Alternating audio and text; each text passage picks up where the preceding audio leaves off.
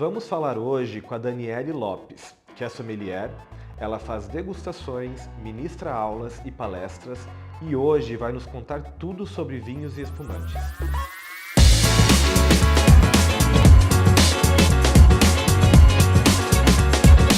No podcast de hoje estou com a Daniele Lopes, que é sommelier, minha amiga, e hoje veio falar tudo sobre vinhos, né, Dani? Vamos falar de vinhos e antes eu queria começar já agradecendo o Douglas pelo convite, uma honra estar aqui com esse grande cerimonialista e nós já somos colegas e amigos há muito tempo, mas ele sempre me prestigiando e eu faço questão de prestigiá-lo também. Obrigado, e essa Dani. ideia genial desse podcast Festas, né, para as pessoas conhecerem um pouco tanto do trabalho do Douglas como do universo das festas, né, Douglas? Exato, esse é o objetivo, trazer informação, insights, conhecimento. Mas conta pra mim um pouquinho, como que você desenvolveu essa paixão por vinhos? Quando que isso começou, Dani? Olha só, eu sou sommelier profissional há 14 anos, né? Sou curitibana, trabalho aqui também e agora já estou atendendo outros lugares. Mas o meu o começo é sempre um pouquinho mais difícil, né? Eu não tenho, talvez, uma família que já tenha tradição, porque geralmente o sommelier, o enólogo, tem na sua família aquela tradição do vinho, Sim. ou alguém que já faz vinho, a ideia, principalmente aqui do sul do Brasil, o nono que faz vinho na cantina, mas eu sou atípica, sou eu mesmo só. Foi em busca. Sim, eu comecei esse meu apreço pela gastronomia e eventos, inclusive, quando eu tive um restaurante há muitos anos atrás, são 15 anos atrás, um restaurante japonês aqui no Batel, e eu estava naquela fase inicial, tanto dos restaurantes em Curitiba, da gastronomia, né, com muita novidade, quanto o vinho. O vinho não tinha muito espaço, porque realmente nós não tínhamos opções. É verdade. E naquela época já, né, como o nome mesmo diz, sommelier é em masculino sempre o certo francês, né? A sommelier é o feminino, mas é um mundo, é um meio muito machista, muito do homem mesmo, né? Com certeza. Isso eu estou falando de 15 anos atrás, quando ainda as mulheres não eram completamente desse mundo, né? Os homens sommeliers Eram dominados pelos homens. Comandavam os grandes restaurantes de Curitiba e eu sempre tive aquela... eu sempre fui um pouquinho à frente do normal, né? E então eu sempre frequentei tabacarias, frequentei restaurantes e eu tinha aquela vontade assim, por que numa roda de vinhos ou num atendimento, né, no mise en place do restaurante, o gerente ou o sommelier, ele sempre passava a carta de vinhos para o homem. Então a mulher, ela ficava de convidada mesmo. Sim. Para poder escolher ou não, isso a condução é do homem, né? Mas nunca escolhia. E daí... Hoje a mulher já dominou um pouco hoje a mulher dominou. Então eu tinha aquela coisa, eu falei, eu vou fazer ainda um curso profissionalizando, não de restauranteiro, como estava, mas de sommelier. Certo. Eu quero porque eu quero fazer minha carta de vinhos. E comecei assim, despretensiosamente, fiz o meu curso, já trabalhava na área de eventos, para uma vinícola aqui da época, inclusive, mas não tinha formação ainda. E foi quando eu me descobri, Douglas, realmente, tanto na parte de eventos ligados ao vinho, quanto foi um meio que eu gostei muito, porque eu acho que o vinho ele comunica muito com os outros meios, por exemplo. Sim, isso tanto é uma organização de festa, o vinho está presente. Uma roda de Reunião amigos. de negócios, o vinho está presente. Fechamento de negócios também. Então, é uma comunicação, inclusive, nas outras áreas, tanto da construção civil, imobiliária.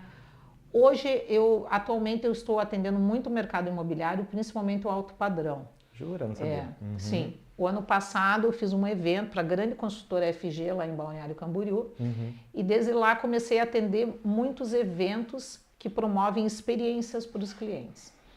Então, comecei e agora já estou em vias de fato também de reestrear na TV, de Sério? Balneário Camboriú. Olha, Agora que legal. sim, recebi um convite. E é um meio que me agrada muito. Hoje tenho grandes parceiros. Também atendemos muito casamento, recepções, né? E eu acho que é o que eu gosto de fazer. Que bom, Dani. E é o que realmente me motiva, né? Desafiador, então. Desafiador sempre. E Dani, então vamos falar sobre vinhos, espumantes, bebidas, né? Você pode contar para a gente um pouquinho quais são os tipos de vinhos disponíveis no mercado?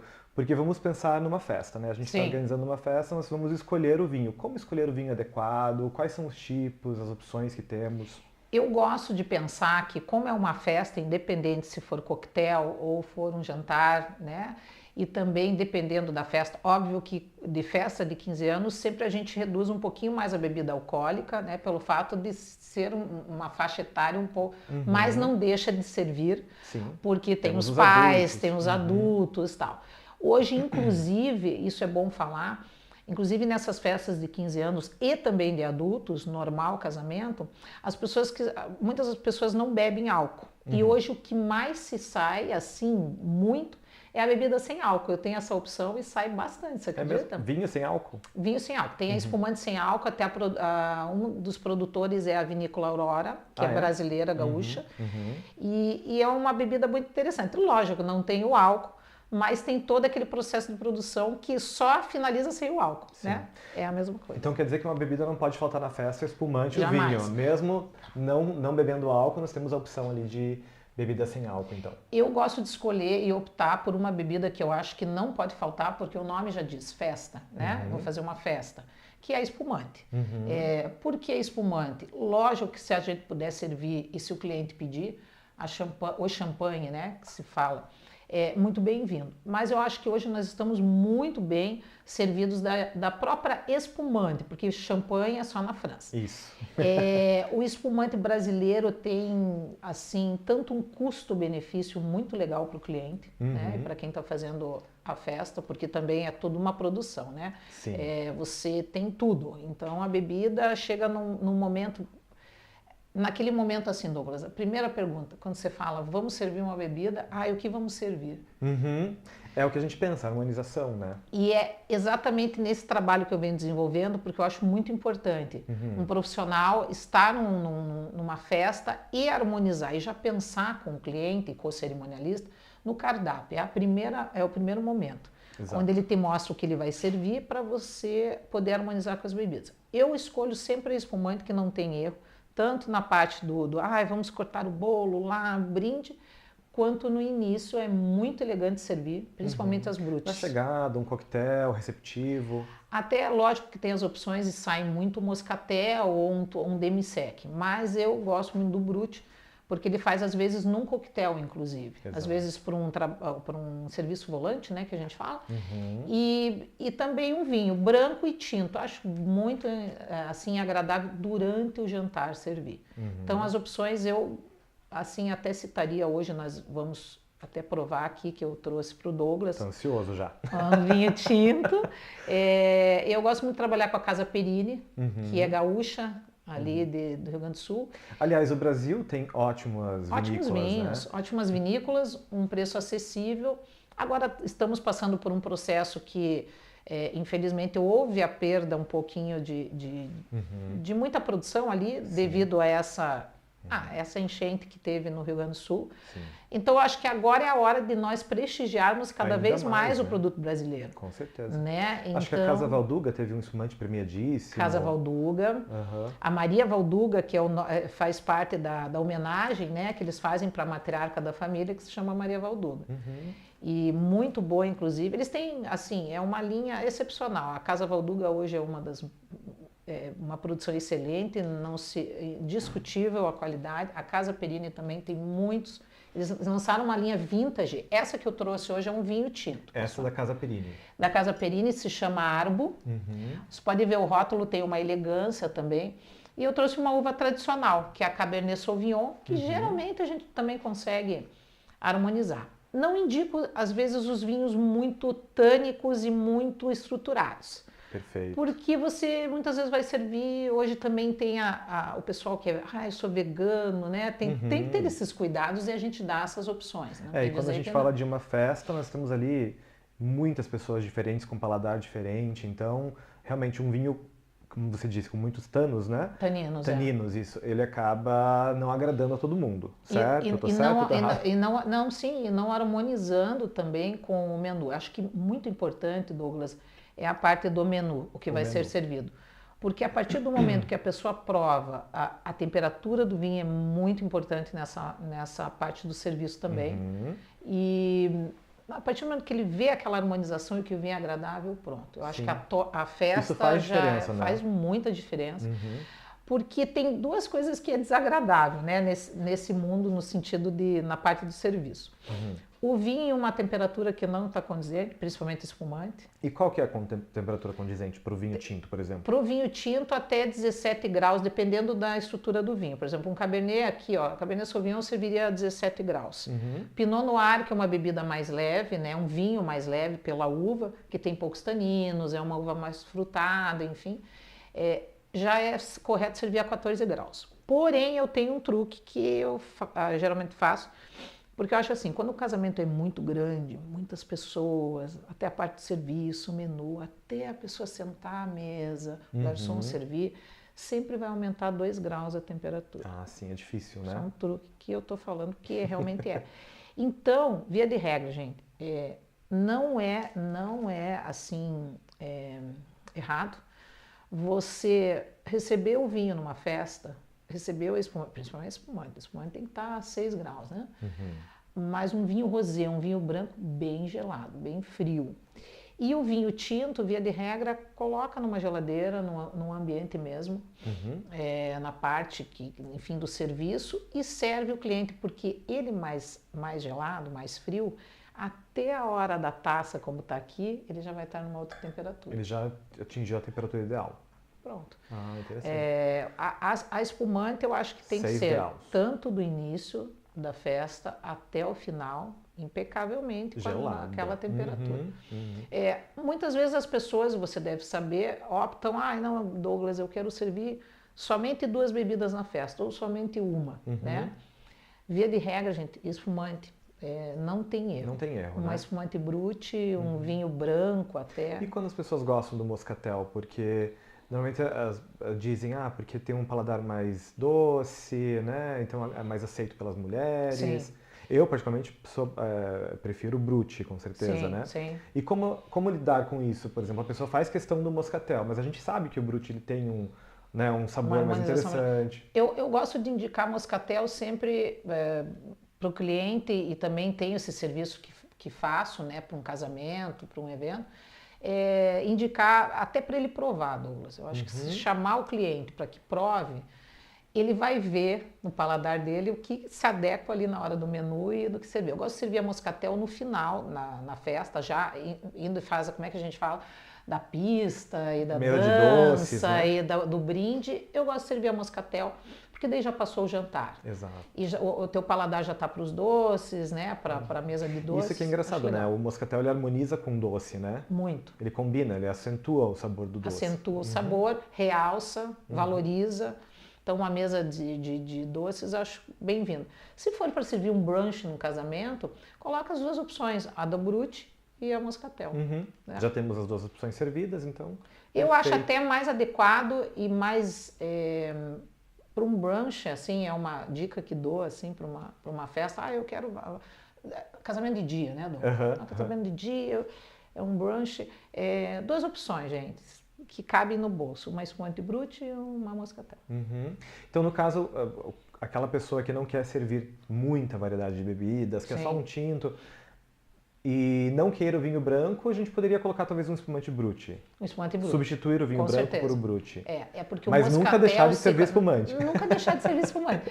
A moscatel eu sempre gosto, vamos para o final, né? Tentar convencer o cliente que é mais adequado. Por quê? Porque a espumante ela dá uma sensação no teu paladar, aquela abertura de limpeza. Limpa tuas papilas gustativas para receber um vinho tinto.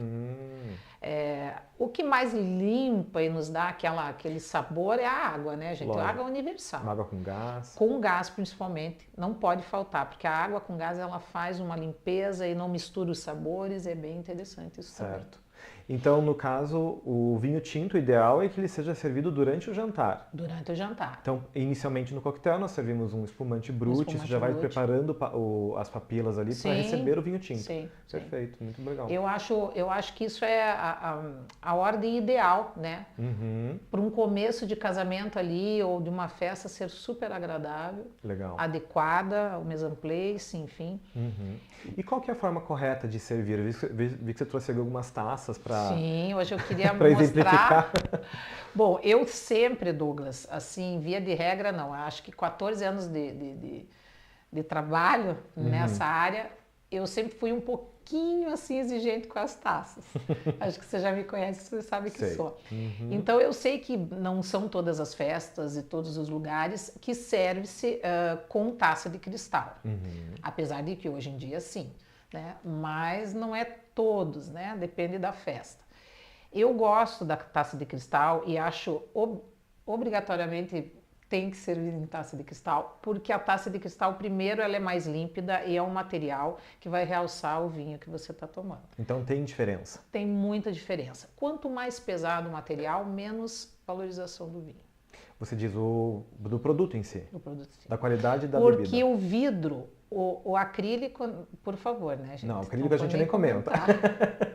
Já foi essa época. Eu sempre brinco, que eu falo assim, que eu como sommelier, eu não dou assim trabalho para ninguém, para garçom, para se vai servir num barco, alguma coisa assim, porque eu gosto de fazer o serviço e eu dispenso essas taças de acrílico e objetos um pouco mais de plástico, mas assim, mesmo por causa do sabor, para realçar o que você está servindo. Então o cristal ele te dá aquele límpido. E hoje eu trouxe algumas taças que via de regra servem para alguns tipos de vinho e uvas inclusive. Então eu vou começar aqui pela taça de espumante, que é uma taça universal, né, Douglas? Você sabe a flûte, que geralmente é o que se usa em casamentos, festas e eventos. Trouxe uma para dar uma incrementada aqui um pouco mais na explicação. Essa minha taça xodó, assim, eu sempre trabalhei com a linha da Riedel, que são as taças mundialmente conhecidas como as melhores, né? E eles fazem o formato da taça de acordo com a uva. Essa aqui, ela é de Pinot Noir, então por isso que ela já é um pouquinho mais arredondada, o bojo um pouquinho mais arredondado, para justamente realçar o sabor do Pinot Noir. Entendi. Que tem pouco tanino, então ela deixa a bebida mais leve, com os aromas melhores. Então, para cada uva, o ideal teria que ter uma taça específica. Mas lógico, a gente Isso sabe difícil, né? Lógico, a gente vai servir numa festa, a não ser que o dono da festa fale, não, eu só uso o Riedel, eu quero todas as taças. Isso. Né? Mas não é o caso, mas assim, eu vou apresentar agora a taça universal, mas como é da Riedel, ela é um pouco maior.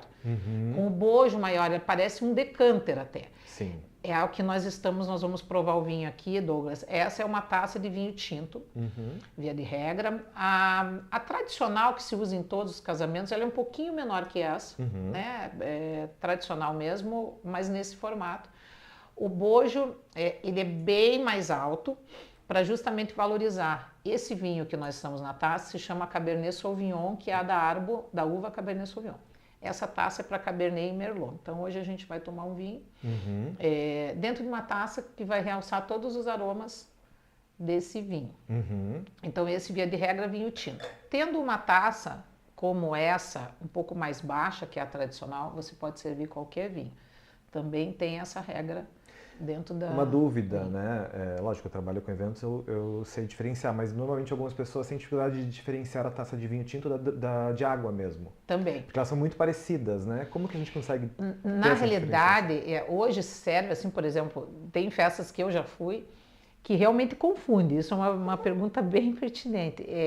Você olha, não, essa taça de água. Mas geralmente a de água funciona para o vinho branco também. Exato. Né? Porque a taça de vinho branco ela é um pouco mais baixa, como eu te falei. Essa aqui é vinho Pinot Noir, óbvio, tem que ser mais um tinto. Mas eu posso servir um Chardonnay aqui. Então ela é mais arredondada e um pouquinho mais baixa. Vocês podem ver, até mesmo na linha ela é mais baixa, apesar do formato dela. Eu acho que... Lógico, tudo depende do casamento, mas se for uma taça de vinho, como eu te disse, um pouquinho menor que essa, já identifica que é um vinho tinto ou um vinho branco que você vai servir naquela Então, no taça. caso, ela é mais alta Não caracteriza como de tinto? Sim, também. Ah, sim. Uhum. A mais baixa já é de branco ou de água, Ah, né? perfeito. Então, ao contrário. Porque a de água, geralmente, eu não sei, mas me tira essa dúvida.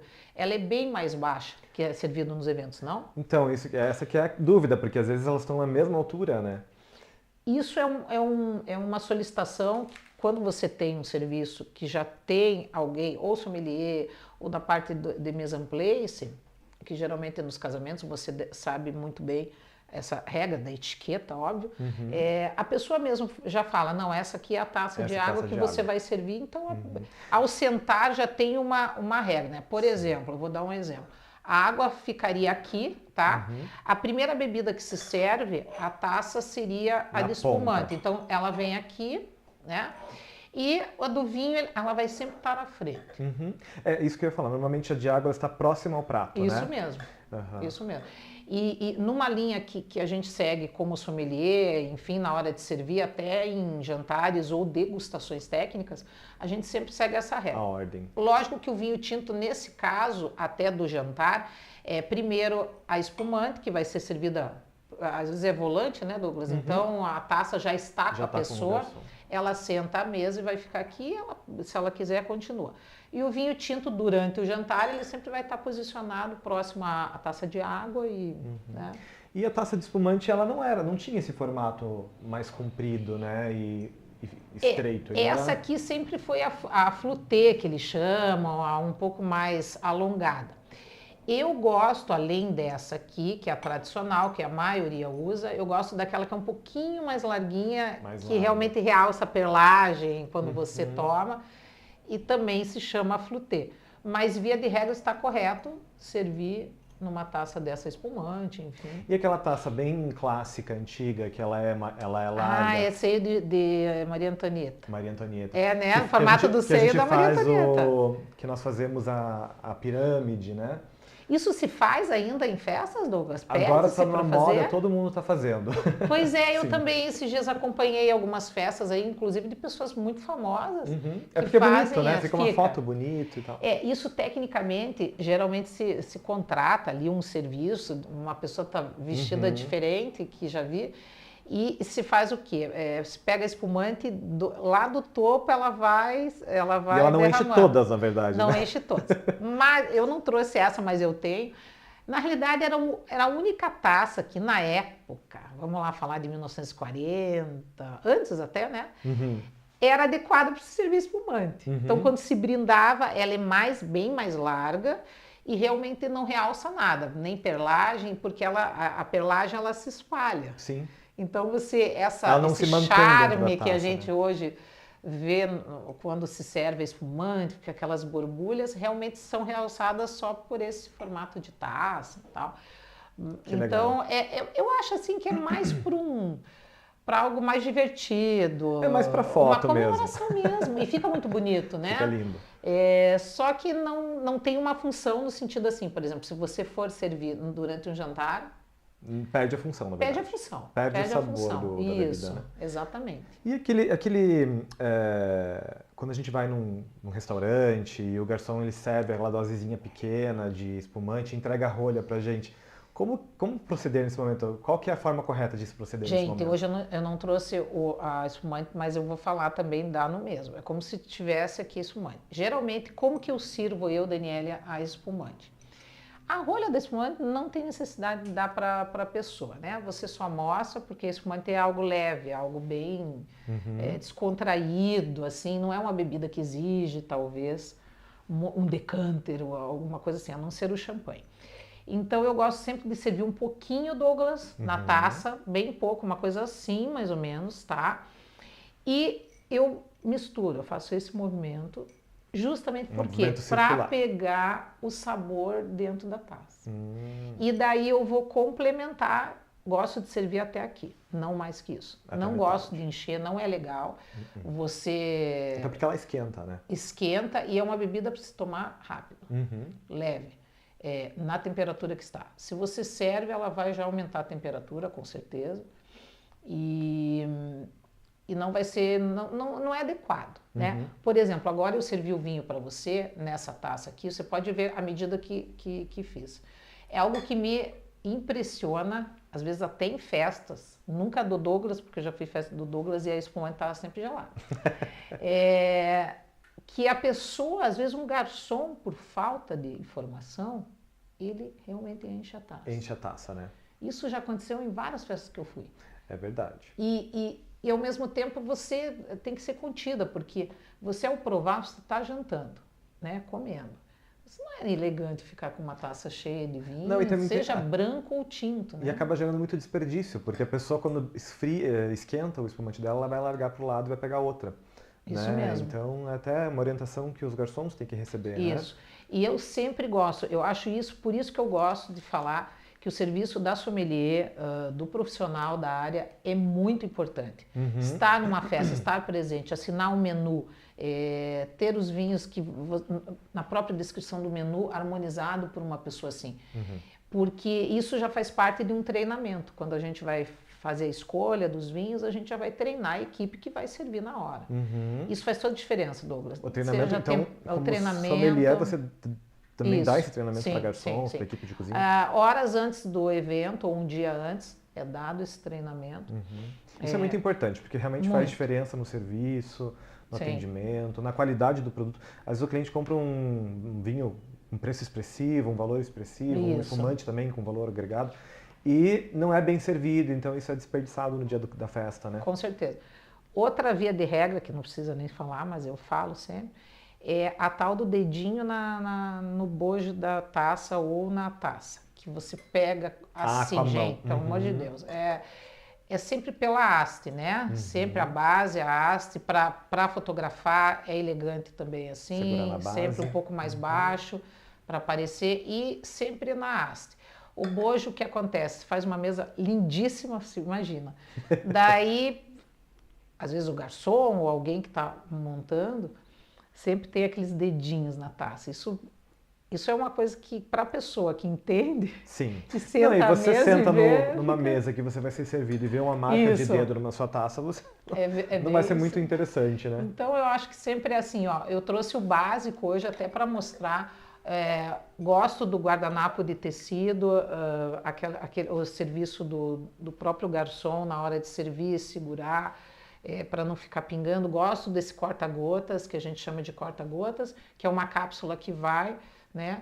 Na hora de servir, olha, na hora de servir você não derruba a mesa, né? E serve, consegue servir numa quantidade. Eu gosto bastante. É óbvio, se o casamento ou a festa for de muita gente, é melhor treinar o garçom, né? Mas isso aqui já faz, às vezes, de você não evitar servir, de fazer bagunça. evitar que caia, né? Ô Dani, eu tô com a rolha aqui na mão desse teu vinho. E o que fazer Eu já vou tomar, tá, gente? Daqui a pouco eu já vou tomar também. Não para de tomar vinho. E no caso, quando o garçom entrega o vinho, ele traz o vinho que você pediu, isso no restaurante, né? E ele te serve um dedinho ali e te entrega a rolha. O que fazer com a rolha? Para você cheirar a rolha. É para cheirar mesmo? Sim, tá certo. Sempre num prato, assim, num pratinho, num recipiente. Pela rolha, Douglas, você vê quanto está, se o vinho está bom ou se não está bolchonê, que a gente fala. O bolchonê é quando ele está, ou a rolha já está danificada, ou a cor um pouco diferente, ou cheirar a gente percebe uns aromas diferentes. Não é algo assim essencial, tá? Você pode muito bem, se você não tem um entendimento, passar para a pessoa que você está à mesa, ou simplesmente falar para ele servir, que ao servir você já vai perceber, né? Mas geralmente quando ela está úmida e às vezes bem tinta, que a gente diz, ou porque o branco não precisa, a gente nota já que o vinho está bom pela cor já. Então, na verdade, a prova do vinho aqui, quando o garçom serve, é para realmente ver se ele está em boa qualidade, se não está estragado. Exatamente. E o que acontece se tecnicamente o vinho tá bom, mas eu não gostei do vinho? Tem alguma saída para isso ou não? Tem, você pode pedir para trocar. É mesmo? Pode. Não, eu acho que não está muito. No meu paladar eu não gostei, vamos trocar. Eu acho que o garçom depende do lugar. Depende do lugar. Eu trocaria, né? Eu acho que o cliente ele tem que sempre ser bem atendido e o vinho faz toda a diferença na comida. Isso com certeza. Então você vai numa churrascaria, vai pedir um vinho que não é adequado ali com a carne, não realça a carne, e você já sai dali com uma indisposição, no sentido de, eu não vou voltar ali, de repente o vinho... E o vinho, às nunca vezes, esquece. E às vezes o vinho é próprio, ele mesmo é indicado pelo próprio sommelier do local, do garçom, né? Mas assim, existe também o gosto pessoal, que conta muito, tanto para você escolher um vinho, quanto para quando você começa a aprender sobre vinho e degustar. O teu gosto pessoal nunca é falho. É o teu gosto pessoal. Eu gosto só de Brut, Dani. Dificilmente você gosta de Brut, você vai gostar da Moscatel, é o gosto pessoal teu. E tem muita gente que gosta da Moscatel e vai tomar sempre Moscatel. Então, eu acho que é mais o nosso... A gente tem que confiar no nosso gosto pessoal, sabe? Aquela coisa assim, eu vou confiar no meu, não gostei do vinho, mas poderia ser um outro, então via de regra. Pinot Noir, uma uva mais leve, algo que combine um pouquinho ali. Eu gosto de um risoto ao fungo, acho bem delicioso com Pinot Noir, porque tem menos tanino, então realça os cogumelos. Então vamos falar de harmonização, já que estamos aqui, né? Deixa eu tomar um gole do meu vinho aqui também. Isso, prove o vinho. Veja o que você acha, se te agrada também. Hoje eu escolhi um Cabernet porque eu acho o Cabernet muito interessante, assim. É uma uva produzida muito, tem 30% de produção no Chile, que todo mundo acha que é só a Carmener, né? No Brasil é uma uva muito produzida no Rio Grande do Sul, ali no sul do Brasil. Temos terroir para isso, apesar da Merlot também. E eu acho bem agradável, assim, vamos lá, nós vamos servir um filé, peixe não, mas o peixe daí a gente serve com o branco, com a espumante, né? Então o Cabernet ele harmoniza mais com uma carne mesmo, né? Uma carne vermelha risoto, e molhos mais... Uma carne, um risoto, uma massa. Algo mais pesado. Pode ser também, com mais molho talvez, mas você veja, esse vinho... Ele é 2022, ele está mais jovem, é um vinho mais de entrada, mas que serve para um casamento até por exemplo, o coquetel. Eu já estou servindo algumas comidinhas quentes ali, tranquilo.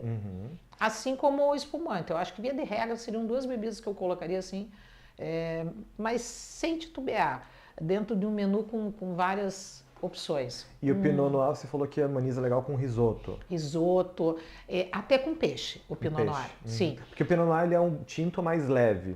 Tinto mais leve, com taninos, com poucos taninos, algo mais frutado.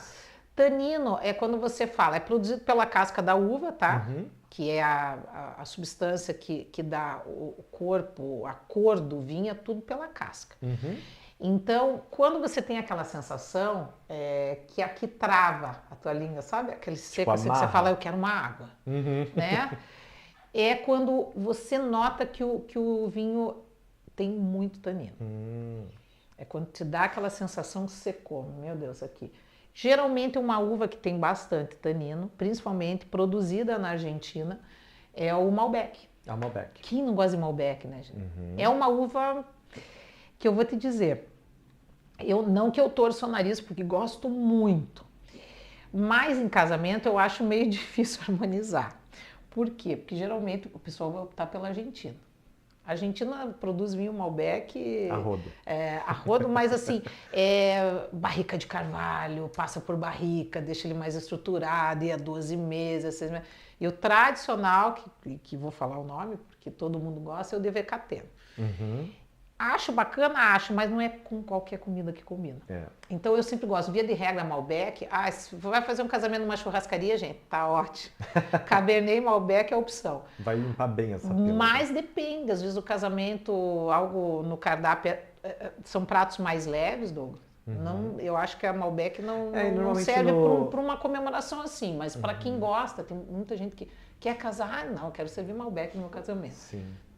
Tem os Malbecs mais jovens também, né? É muito específico, né? Isso. Normalmente um cardápio de uma festa ele tende a ser mais suave, né? A gente não vai ter muitas opções pesadas, molhos fortes, porque não é todo mundo que gosta, então a gente tem que agradar todo mundo para dar. Geralmente os casamentos, vamos pegar assim, os tradicionais que você faz, assim, que as pessoas optam, quantos pratos, assim, quais as opções que são servidas? Geralmente são de mais leves e complementando um pouco. Porque normalmente quando é inglesa, né, nós temos uma entrada, que é uma saladinha, uma burrata. Sim. Aí nós temos um primeiro prato que seria um peixe, às vezes harmoniza acompanha um risoto, uns legumes, e daí finaliza com mignon. E geralmente o molho é um molho mais suave. Certo. No máximo, um bourguignon, por exemplo, né? Que dele tem o vinho mesmo, né? Mas eu tenho feito muito festas que nós não temos essa sequência de pratos mais. Nós temos a comida servida à vontade, em ilhas, em finger food, comida volante. E normalmente nessas mesas tem muita coisa fresca, né? Muito alimento fresco e leve de se comer. E quando vem uma massa, é uma massa leve também, nada muito pesado. Ó, agora eu vou dar a dica de um vinho que, como o Douglas falou aqui, geralmente tem várias opções e algo mais leve, né? Tudo depende. Vinho rosé. Gente, vinho rosé, às vezes as pessoas têm uma discriminação com o vinho rosé, um preconceito, né? Que a gente diz. O vinho rosé é o vinho lá de... Não, não é. O vinho rosé, a base dele é uva tinta, Douglas, mas é um vinho que eu chamo de coringa. Ele se adapta a vários tipos de comida, inclusive aquelas pimentadas. Sim. Tá? Então, por exemplo, uma paella, talvez um risoto um pouco mais picante, uma carne mais temperada, mas daí eu quero servir também a salada, comida mexicana. Gente, comida mexicana, o vinho rosé é o ideal. É mesmo? E não é a cerveja com limão. Mas o rosé, ele se adapta. E agora eles têm servido muito. O Brasil é campeão de produção de rosé. É mesmo? Inclusive de compra. Mas é mais no sul? Não, o sul sim, mas Santa Catarina para mim produz o melhor rosé. Gente, Santa Catarina, Serra de Santa Catarina, eles têm um rosé que é maravilhoso. E lá eles têm o hábito, Douglas, inclusive nas festas, de servir o espumante rosé e o vinho rosé. É mesmo? Muito interessante. E aqui realmente tem uma certa restrição com relação ao vinho rosé, né? Hoje eu já tenho visto mais em festas assim, principalmente os open wines, né? Os bares que servem muito rosé, as mulheres gostam muito, mas não tem mais aquele preconceito do homem. Hoje o homem está tomando muito rosé. Eu gosto muito porque ele também é mais menos calórico, talvez, né? E leve. Mais refrescante. Geralmente ele é bem leve. Bem leve. Então você acaba aceitando por mais tempo, né? Isso. Porque um tinto, realmente, você serve num casamento, você vai tomar 2, 3 taças. E né? o rosé te dá uma flexibilidade para você provar várias opções de comida e talvez ficar a noite inteira. Né? Às vezes você vai fazer um casamento, gente, no Nordeste, no verão não digo, mas num lugar que a temperatura é acima de 30 graus à noite e tal, é mais conveniente, né, Douglas? Você serviu o branco, uma espumante brute, o rosé, a pessoa vai ficar ali. Fica. Provando, né, o que é... Não, e sem falar que numa festa existem várias outras bebidas, né? Tem os drinks, que são... os drinks também, cerveja, whisky, os drinks, como a gente já falou e tal. Então, com a possibilidade de um vinho, uma bebida mais suave, mais refrescante, isso acaba abrindo também a possibilidade da pessoa degustar outras bebidas com mais facilidade. Também, né? Também. E daí, como eu te falei, o vinho tinto, às vezes, pega aquele público que é mais tradicional, porque que a pessoa não deixa de beber o vinho tinto, mesmo no verão, mesmo num dia muito quente, que é o tinto. Mas, via de regra, gente, tinto, independente do tinto, põe na geladeira, abaixa a temperatura e serve adequadamente na hora da refeição, que eu acho muito interessante, já com a temperatura um pouco mais baixa. E qual vinho tinto que tem que colocar no decanter? Geralmente os que passam por barrica. Por exemplo, vamos pegar um Malbec da Argentina, para ele justamente voltar aquele sabor, aquela estrutura dele. Porque pensa lá, um vinho Malbec feito na Argentina, enfim, produzido. Ele passa por 18 meses. Tem vinhos lá que passam por 18 meses em barrica de carvalho, francês. Nossa. Você vai abrir, ele está lá já há 5 anos na garrafa, Douglas. Qualquer ser vivo, que eu falo que o vinho é um ser vivo, você abre, ele tem que voltar a original dele. Às vezes aquele aroma inicial não é da uva original. Malbec. Ele tem que abrir mais, ele tem que ficar em contato com o oxigênio para ele ficar melhor, mais macio na condição do Malbec, que eu já acho uma uva bem aveludada, bem elegante também. Sim. Mas passou 18 meses de barrica de carvalho, 12 meses, até um Chardonnay, sabia? Tem Chardonnay que passa 6, 7, 8 meses, por que não passar num decanterzinho assim para dar aquela... Porque geralmente eles são abaunilhados. Quando é o branco que passa por barrica, às vezes passa por barrica de carvalho francesa ou americana. A americana ela dá um aroma mais abaunilhado. A francesa mais chocolate, mais especiaria. E tem diferença na qualidade do vinho que é selado com rolha e o que não é selado com rolha? Que é selado com uma rolha de rosca, por exemplo? Não tem, mas, por exemplo, geralmente um vinho que eu quero guardar, e é um vinho talvez mais longevo, que eu queira beber daqui 10 anos, a gente fala que a rolha de cortiça ainda é adequada. É adequada. Né? E quanto mais velho o vinho, melhor. É isso mesmo? Dependendo, se ele for para guardar, e dependendo da uva, por exemplo, vamos pegar uma uva Taná, uma uva Malbec também, mas eu gosto de falar da Taná, da Cabernet Sauvignon, de vinhos que são estruturados. Vamos pegar agora os grandes vinhos, né? Que são de guarda. Vamos falar de um Romanée Conti, o meu preferido, que é da uva Pinot Noir francês, né? Aliás, é interessante essa tua pergunta, porque os vinhos Pinots geralmente são leves, jovens, aqui principalmente no Brasil, né?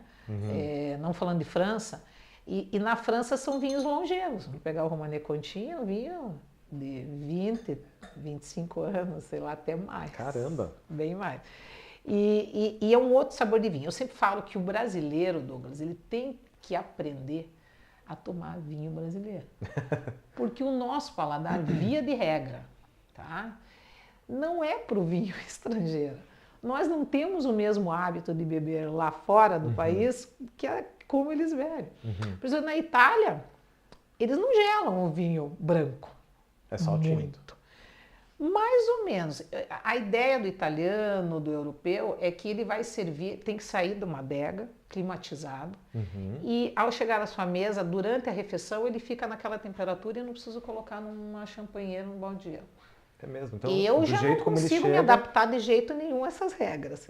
Né? Então, às vezes, você viaja para fora, vai para a Itália, eles têm uma outra maneira de tomar o vinho. E não está errada. Por exemplo, eles não decantam vinho. O italiano não decanta vinho. Do jeito como está ali.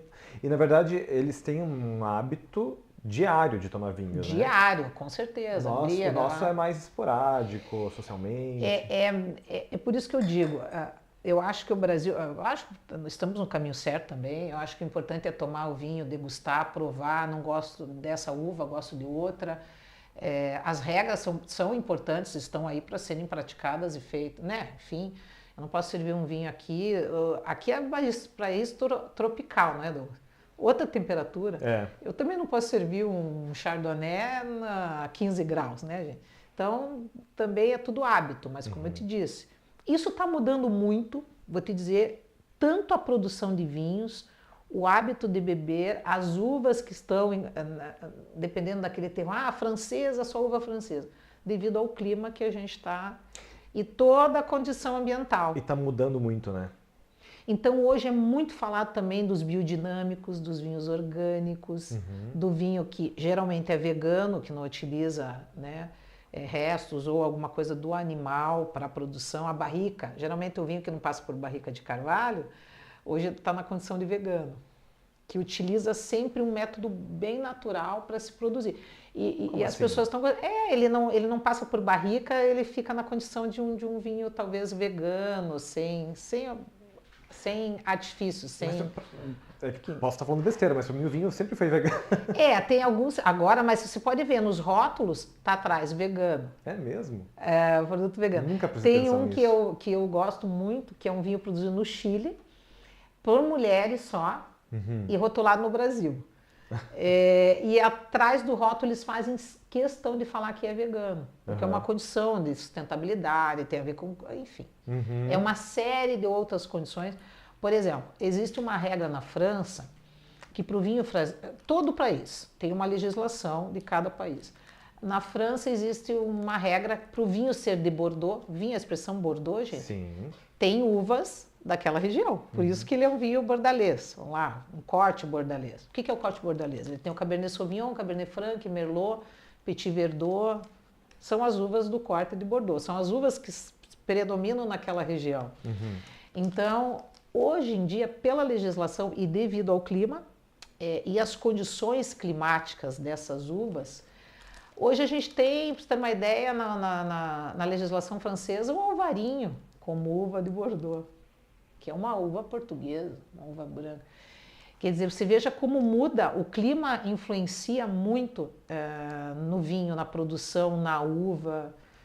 É algo que O vinho é realmente quer dispensar. algo muito complexo, né? Muito Depende complexo. do clima, da terra, da região. Por exemplo, Portugal. Portugal hoje seria um país o mais tradicional para o vinho, isso inclusive em registros. A gente tem catalogados e registrados mais de 400 uvas portuguesas. Nossa, é muita coisa. É muita coisa. O vinho é a bebida mais antiga, não? Sim. É? Sim, sim. É a bebida mais antiga. Eu ainda gosto de falar do champanhe também, dentro dessa linha, porque eram feitos por monges, né? Uhum. De uma maneira que eles descobriram para produzir. Sim. Hoje a gente fala Dom Pérignon, nada mais foi que um monge que fez isso na época de guerras, que muito Napoleão falava, né? Vamos beber estrelas, ou como é que é? Perdendo ou ganhando, tomamos champanhe, né? Então, tem todo esse processo, essa cultura, essa história. O champanhe, na verdade, é uma experiência que, na verdade, é um resultado de um erro, né?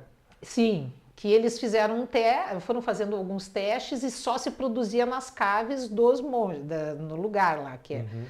E eles não costumavam mostrar essa bebida, porque foi uma pessoa que fez e deu certo, e daí aquilo eles foram apelidando de borbulhas, de estrelas, porque se tomava, era toda uma condição ali específica, né? Que bacana.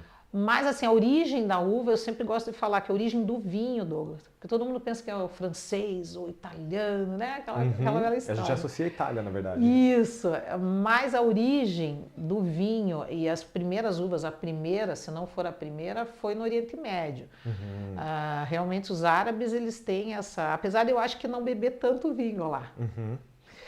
Mas essa condição milenar do vinho se descobriu naquela região. As primeiras uvas em Jerusalém, em toda aquela região. Ah, sim, a Bíblia mesmo, né? Comenta sobre o vinho. Isso mesmo. E hoje, por exemplo, quem que tem catalogado o que a gente bebe? A gente está bebendo uma uva francesa, né? Então, ainda a França tem aquele, tanto na parte de doces e panificação, e também do vinho, uma expressão mundial muito conhecida, né? Reconhecida, né? Qual a expressão? De ser o maior produtor, de sim. ser o inovador, o primeiro, né? E, na realidade, a gente sabe que não. Por exemplo, a Syrah é uma uva muito antiga. Eles, na verdade, roubaram para si. Eles foram bem marqueteiros, bem espertos, como são, né? até hoje. A Syrah é uma uva que hoje é francesa, uma uva de Châteauneuf du Pape, que eu gosto muito, de uma região da França, do Rhône, enfim, é uma uva de corte das uvas de Provence, que são os rosés de Provence, muito conhecidos, que é a origem do Oriente Médio. Olha, lá. Que bacana. Isso é uma curiosidade muito interessante, eu não sabia mesmo. É lá que começou, daí toda essa parte de comercialização, guerras, aquele conflito. Os países começaram a puxar para eles a parte de registro. Hoje, tudo que é registrado, gente, é verdadeiro. O que não se registra não é teu, não é verdade? Isso para tudo. E os franceses foram bem espertos. Já registraram bem rapidinho. E registraram a Syrah e deu certo no terroir. O importante é dar certo na região. Deu certo, tem um terroir para isso. A Syrah hoje é francesa. Maravilha. E existe alguma verdade, aliás, a ciência já disse que sim, né? Mas aquela taça de vinho toda noite antes de dormir faz bem para a saúde? Eu acho que o vinho faz bem para a saúde em qualquer horário, Douglas. Eu já sou dessa regra. Mas assim... Estamos aqui a 1h da tarde. Estamos aqui 1h da tarde. Mas assim, eu acho assim, uma taça, não essa, né, gente? Mas uma um pouquinho menor... E por dia parece que é saudável, inclusive, para o coração, né? É isso que eu ia perguntar. Quais são os benefícios, né? Você sabe que em Portugal, é uma curiosidade, mas também um hábito, né? As crianças não tomam refrigerante. As crianças tomam água. E os mais velhos, inclusive, é uma geração mais velha em Portugal, tomam só vinho. Nas refeições é o vinho principal. Se toma muito vinho, se produz e se toma muito mais do que a gente toma. Meus avós, então, à tarde, vinho do Porto, depois da refeição. Isso é um hábito deles. E é um hábito saudável, você veja. Os meus avós tomavam no almoço e no jantar. um vinhozinho deles? Não era uma tacinha, não. Era uma Era umas duas. Mas você sabe que é algo, acho que mais saudável, né? Tudo que é exagero, gente, também não é nada saudável. Tem que Mas ser medido, que é medido, assim como uma festa, né? Tudo equilibrado, servido, é o ideal. É o que a gente, é o equilíbrio de tudo. Exatamente. Né, na vida. E que dicas você daria assim para quem está querendo aprender mais sobre o mundo dos vinhos, sobre como harmonizar? Eu acho que hoje a gente tem a tecnologia, principalmente, muito a nosso favor. Hoje a gente tem um acesso à internet, Instagram, a muitas informações, mas também não tão verdadeiras, né? Eu acho que sempre um curso, um profissional que eduque e que mostre isso é mais importante. Então tem cursos aí de sommelier, tem cursos rápidos, por exemplo, eu vou fazer uma degustação amanhã. Eu gosto muito dessa ideia, porque às vezes a pessoa é leiga ainda, mas num curso de harmonização ela consegue entender a combinação da comida com a bebida. Então amanhã nós vamos fazer até. E um pouco de conhecimento já sobre vinhos, você já começa a enxergar a bebida de uma forma diferente, né? Exatamente, é algo que você está provando. Tudo que se prova, você vê a realidade ali no que... E um conhecimento geral, acho que das uvas, de como... Hoje, o que mais me pedem, Douglas, é assim, Dani, me dá um curso básico aí de harmonização e rápido de vinhos, que a gente ensina a temperatura, como servir, a produção básica das uvas, como armazenar e como escolher. Às vezes quer dar um presente, né, gente? Hoje tem tanta opção. Sim, o vinho não sei, às vezes a pessoa presente. não gosta. Eu sempre recebo assim, Daniela, escolhe para mim porque o meu cliente é bem exigente. Mas eu falei, até que ponto o teu cliente é exigente, né? Ou às vezes é você que não conhece. Então, o cliente é exigente, mas só toma um tipo de vinho a vida inteira. Eu não acho que seja um cliente exigente, né, gente? Por isso que o curso sempre é mais adequado, a informação certa de um bom profissional. É a mesma coisa que eu vou fazer uma festa com quem nunca foi fazer festa, gente. Sim. E que nunca tomou vinho. Como que eu vou fazer uma festa com essa pessoa? Como que ela vai me passar as informações reais, né, do que acontece? Então eu acho que sempre buscar isso, seja em festa, seja em recepção, seja para o vinho, ou qualquer outro tipo de trabalho, o profissional correto, aquele que já tem experiência e sabe o que faz, né? Porque realmente informação existe a rodo aí na internet e nem sempre é confiável, né, Dani? Com certeza. Muitas informações, na verdade, errôneas, né, que são passadas por aí. Exato. Ô Dani, e para quem não gosta de vinho e que está querendo aí começar a apreciar a bebida, desenvolver o gosto pela bebida, você acha que o ideal é começar pelo vinho rosé, então? Eu acho assim, o vinho rosé mais fácil de se tomar, mas às vezes as pessoas também não gostam. Não sei, confunde um pouco. Eu gosto sempre de falar assim, começa pelo vinho branco, não o doce. Porque a pessoa, ela tem, assim, ela se acostuma, tudo na vida, gente, tudo que é mais emoção, mais docinho, a gente acostuma mais. A gente não sai da zona de conforto. Então eu gosto, né? isso mesmo. Então, eu vou começar a tomar vinho mesmo, tinto seco, vinho branco seco, na condição de seco, não de doce, não de meio doce. Tudo que é demi, meio seco é doce, gente.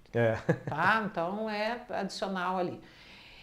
Eu começaria por um vinho branco, tiraria um pouquinho dos mais aromáticos, assim, e adocicados, iria mais para o seco até adaptar meu paladar. Daí passaria por um tinto leve, né? Pinot, não vai para exemplo. um tinto cheio de... Porque daí a pessoa está acostumada com o doce, gente. Vai para o vinho cheio de tanino, não vai gostar, não vai gostar. Então, vinho leve, via de regra, prova um Pinot Noir. Um Pinot Noir, um Merlot jovem. O Merlot, ele é leve também? Eu gosto dele. Pra mim que eu acho ele um pouquinho mais leve. Tudo depende do Merlot também. Mas assim, por exemplo, esse aqui que eu trouxe é um vinho jovem. É um vinho... Você viu? É agradável. Você consegue começar a aprender a, de repente, gostar desse paladar mais seco. Eu acho que já é algo... É espumante mesmo. Começa pela espumante, uma espumante brute. Né? Tira um pouquinho sempre o doce, vai para brute. O prosecco é maravilhoso, que é italiano. As cavas hoje estão em vários lugares também, que é a Espanha. Cava espanhola, gente. Espumante, via de regra, brasileiro, tudo que não está na França. Prosecco, Itália, tá? Inclusive... Mas é tudo a mesma coisa. Uva do Prosecco e produção do Prosecco. São duas coisas. Um pouco diferentes, mas mesma... Mas é tudo a mesma bebida. Legal, não sabia também. O Prosecco, a uva é Glera, que é original da Itália. Num processo ali de produção, é quase a produção dele é quase um charmat longo, sabe, Douglas? Geralmente as espumantes que a gente serve é método de charmat. As tradicionais é o mesmo método da champanhe. Então, existe essa diferença. No Brasil é espumante. Certo. Saindo da França, espumante, né? França, cava. Na França é champanhe. Champanhe, perdão. Na Espanha que é cava. Isso, na Espanha. Né? A cava, que também eu acho muito agradável, ela é mais seca. É um paladar que eu acho que te agrada bastante. Eu acho muito elegante você servir, por exemplo, numa recepção. Às vezes tem um ar dos clientes teus serem mais italianos, ou tem aquela a cultura ou da Espanha mesmo, você servir uma bebida que se adequa à cultura. Acho que fica muito elegante. Né? Com certeza. Geralmente na Espanha eles servem a famosa, né, que daí é algo mais divertido, a sangria e a cava como espumante, né? E o vinho tempranilho, que é maravilhoso, a uva tempranilho da Espanha. Eu gosto. E mais o tinto, né? Dentro daquela ideia. Mas eu acho que é como eu te falei, o começo é sempre o começo, então, via de regra... Vai aos pouquinhos ali nos mais leves, né? Mas sempre no seco, nunca no doce. No vinho, sempre o que é menos é o mais. O mais elegante é sempre vamos obedecer às regras e começar do mais simples vir um sofisticado no vinho. Que você serve adequado e corretamente é o chique, né? É o que realmente é... Dani, uma dúvida que eu tenho eu preciso armazenar o vinho deitado? Não necessariamente. Quando você vai usar para uma festa, algo assim, via de regra é aquele armazenamento que eu te falei, né? Vai para um lugar mais frio, esfria um pouquinho. Mas em casa? Mas em casa, se você tiver uma adega, um lugar mais frio na tua casa, tá? Que você possa colocar ali numa adega, se você não tiver adega climatizada no sentido, né, mas uma adega funcional que tenha um lugar na tua casa um pouco mais frio, via de regra é muito bom deixar o vinho deitado, tá? Legal. Principalmente esse, eu ganhei 5 vinhos, aqueles vinhaço estruturado, quero deixar, mas eu não tenho adega, então um lugar que você possa deitá-lo e deixar mais frio é o que vai conservar. Porque deitado ele tem... De pouca luz também. De repente ali, pouca Porque luz. deitado ele acaba entrando em contato com a rolha e isso preserva o vinho por mais tempo. Isso mesmo. Que não entra ar, no que caso. É o mais importante. Para o vinho longevo e para o vinho que você quer guardar. Ele ter esse contato com a rolha e permanecer na posição deitada. Que legal. E é verdade que alguns produtores adicionam sabor ao vinho? Isso não é verdade? Sim, é o licor de expedição, tanto na espumante, na champanhe, tem o licorzinho de expedição que a gente fala que é aquela cereja do bolo, que falta que ele ponha, ninguém nunca divulga. Cada vinícola e produtor tem sua regra e não é divulgável. Então, com certeza, o licor de expedição tem na Dom Pérignon, tem na Velvet Clicquot, né? Então, é um segredinho. É algo a mais que você coloca e fala, puxa, eles têm alguma coisa que está diferente, né? Mas perfeito. Tá certo. Eu adorei, Dani. Mas antes da gente encerrar, eu tenho um bate-bola bem rapidinho contigo. Vamos lá. 3 perguntinhas, você me responde o que vier na sua cabeça. Pode ser? Eu tô até nervosa com essas perguntinhas, porque eu sempre respondo mais de um. Eu Fique à vontade, não tem problema. Primeira, um lugar dos sonhos para se casar. Acho que praia, Douglas. Praia. Eu tô naquela fase Santa Catarina, que eu acho que a gente tem tudo aqui no Brasil, inclusive praias. Então, eu quero casar e quero que você faça o meu casamento com ainda. Certeza. Eu gosto de Balneário Camboriú, ali as praias, vamos falar litoral, né? Bahia. Santa Catarina. Bahia, lindo, Trancoso, né? Lindo. Hoje está muito na moda Trancoso. Praia. Eu casaria hoje numa praia. Você sabe que eu também adoro praia. Ou então, se não fosse na praia, imagina um casamento na Toscana, hein, Douglas? Tem tudo a ver contigo, né? Eu acho que combina comigo. com você. Mas praia também combina com vinho, né? Também perfeito. E numa praia, então, um vinhozinho rosé, um vinhozinho branco, um pinot noir. Uma recepção muito elegante na praia. não serve tinto, serve só espumante ou champanhe e um vinho rosé. Nossa, é finíssimo. perfeito. Perfeito. Né? Ó, adorei essa dica. Uma bebida que não pode faltar em nenhuma comemoração. Espumante. Espumante, eu já tinha dito, né? Espumante Isso é verdade. Espumante se abre 2 horas da tarde, de manhã, é adequado num café colonial, num brunch, final de tarde, sempre uma opção que é festivo. Já lembra, podcast Festas by Douglas Ranzolin, espumante. Pois é, na próxima gravação a gente vai trazer um espumante, então. Espumante. E a última pergunta. Se você pudesse escolher uma celebridade para abrir uma garrafa de vinho, quem seria e por quê? Olha, vamos falar de uma brasileira, né, que tá agora, todo mundo gosta, eu adoro ela. Tem 2 pessoas que eu gosto muito aí do meio por sua personalidade mais, né? A Cíntia Chagas, eu gostaria de tomar um vinho com a Cíntia Chagas e gostaria de fazer até uma entrevista com ela e para ver as opções do que ela gosta.